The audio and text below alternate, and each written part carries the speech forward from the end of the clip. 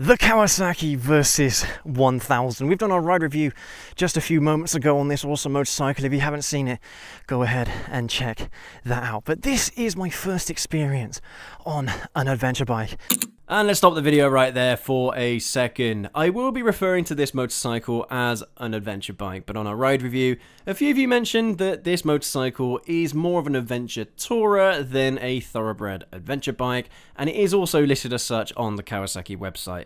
But just so you know, because this is my first go on a so-called adventure bike, I didn't really know what the nuances were between an adventure tourer and a proper adventure bike. And in today's video, I am going to be referring more to the street riding capabilities of the bike rather than any kind of off-roading. So hopefully today you guys can just bear with me on that one. But thank you everyone for hearing me out on this little disclaimer. Now let's get back to the video. And what an experience it is. I've never really considered getting one of these bikes in the past, and to be brutally honest with you, I've always thought that they were a little bit boring. Man, was I wrong. At least with this setup, with this engine.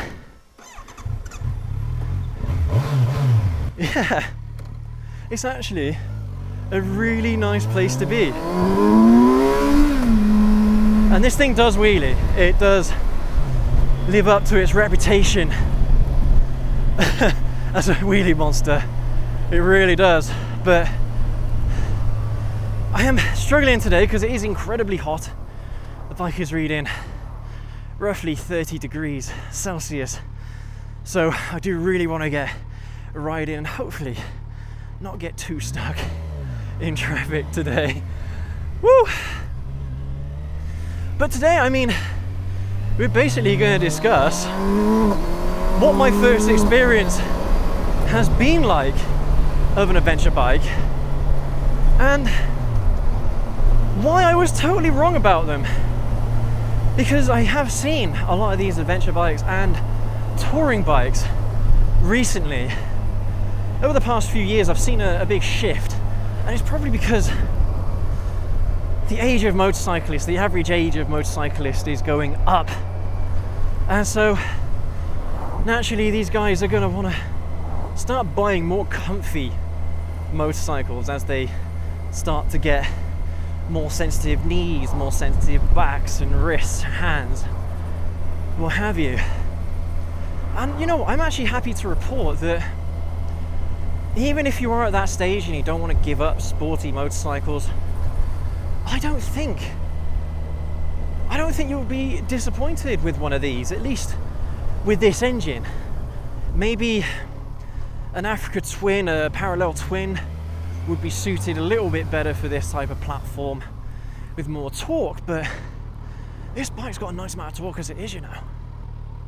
I'm on my tippy toes on this bike. It is a tall bike to sit in. I think that's one of the things that you may have to consider if you are looking at buying one of these. If you are shorter than maybe 5'8", I'm 5'11". If you're shorter than maybe 5'8", or you don't have long legs, you may struggle a little bit. Then again, I am sure that you could get like a lowering kit for this bike to help with that. I'm sure there is an option out there like that. But really neat, man. Yeah, this bike is lacking a little bit in the power department. As we mentioned in our ride review, it doesn't have any top-end horsepower to speak of. It's all about that torque, pretty much under 8,000 RPM. And that's where you want to be when you're riding this bike, for the most part.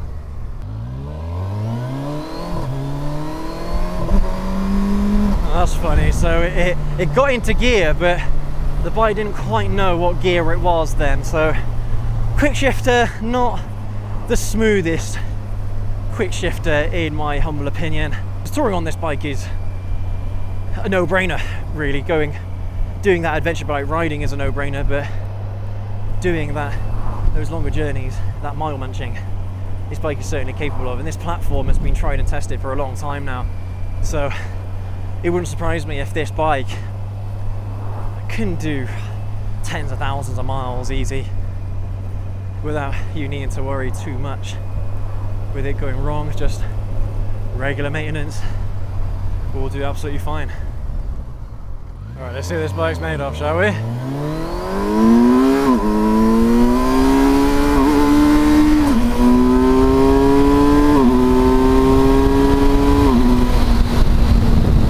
Woo! Tucking in is really nice, you know, actually.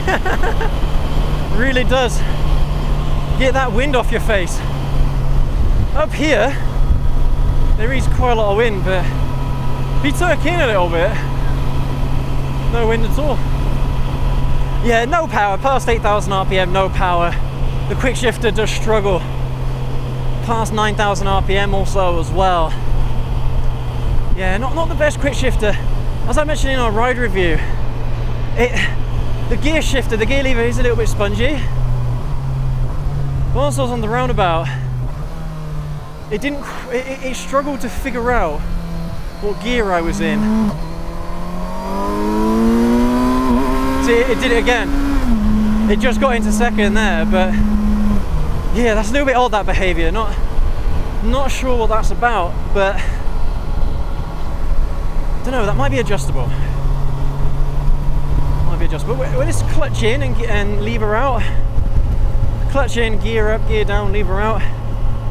Seems to be absolutely fine. Yeah, it's just when you're using the quick shifter, it seems. I mean, it is a quirk, it's just one of those things that you get used to. But it is something to keep in mind. I'm more used to refined quick shifters, shall we say. Ones that go straight in to the next gear, straight out in the next gear, straight into neutral, and don't have too many issues in between the gears. Unless it's an older bike, of course. Maybe we can pull over and I can show you about the sponginess of the gear lever.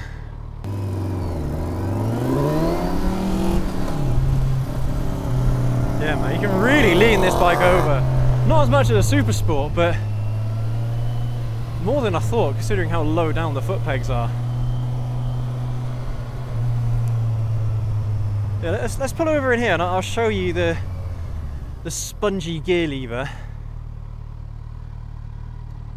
Right, it's in neutral at the moment, but so we're in first gear. Obviously the bike has stalled itself because I've got the kickstand down, but look how spongy that is. Yeah, not sure if that's deliberate or not, to be honest with you. I do have to get on this bike in a special way because the GoPro, because it sticks out quite a lot, it does hit the windshield. Alright.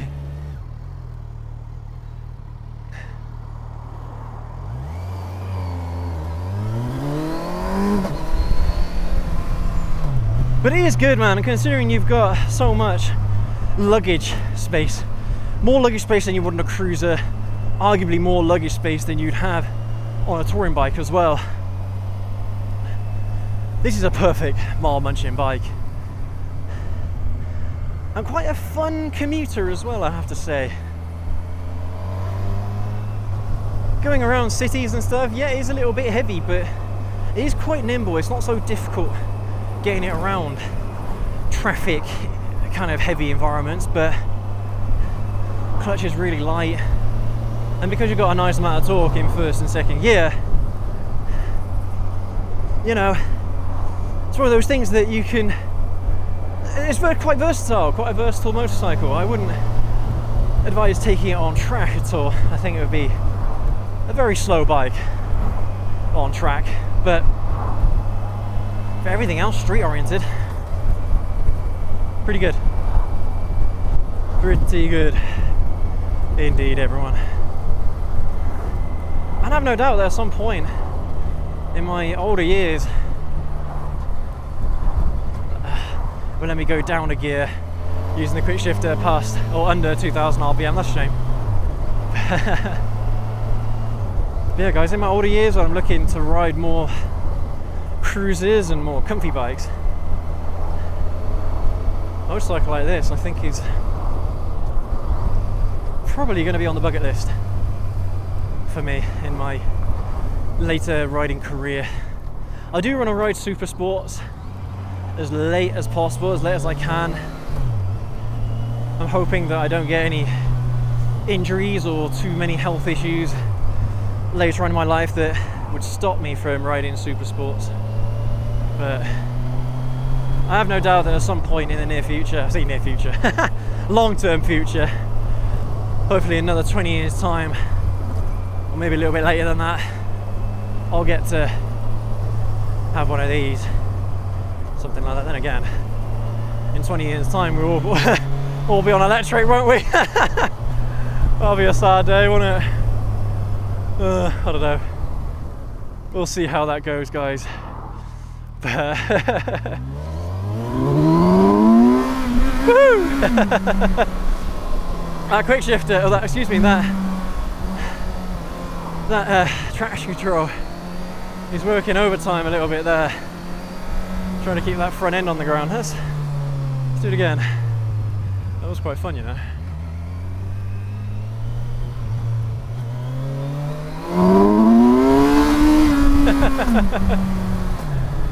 Yeah, fun bike, man. It is fun. This is a playful adventure bike. Not very quick, but you get a lot of innocent fun, a lot of innocent power out of this bike, which I wasn't really expecting. I was expecting it to be quite a boring experience, quite a laboured experience, quite a laid-back experience in a lot of ways, but nope. Actually, surprisingly good, surprisingly fun for the form factor, at least with this engine anyway. And the fact that it does feel so light as well, it's got to be to do with that suspension. Not very adjustable, the suspension. It does have a little bit of adjustment, but there is something to keep in mind if you're looking to buy one of these and you're looking to maybe do a little bit of off-roading. But how many of you adventure bike riders do any sort of off-roading whatsoever? Maybe 10% of you, right? But you guys let me know what you think down in the comment section below of this Versys 1000, and if you are an adventure bike rider and you have been for a long time, tell me why. Why do you ride these kinds of bikes? Is it because you know, you're not really into the whole super sport riding position, or maybe even a sport touring riding position? Let me know. Let me know what you get up to with these bikes. Do you take them on so-called adventures? Do you take them off-road at all? Let me know. But I think that's going to do it for today's video, everyone. A very enjoyable experience, very surprisingly enjoyable experience, I think. But yeah, you let me know what you think down in the comment section below. As always, go ahead, leave that like, hit that subscribe button and that notification bell so you don't miss any more of our motorcycle ride reviews going forward. Thank you to Complete Motorbikes again, and we'll catch you all in the next video. Everyone take care, ride safe.